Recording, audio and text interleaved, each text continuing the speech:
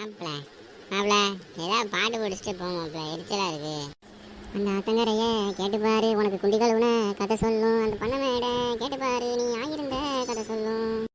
சரிக்கு உள்ள நான் என் வாழ்க்கை வரலாறை பற்றியே பாட சொன்னேன்.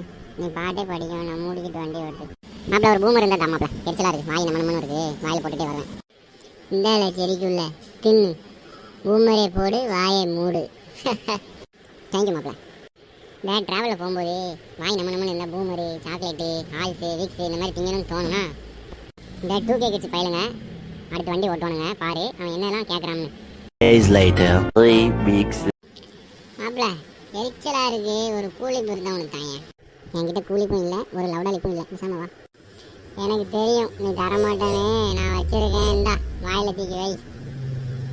தேங்க்யூ மாப்பிள.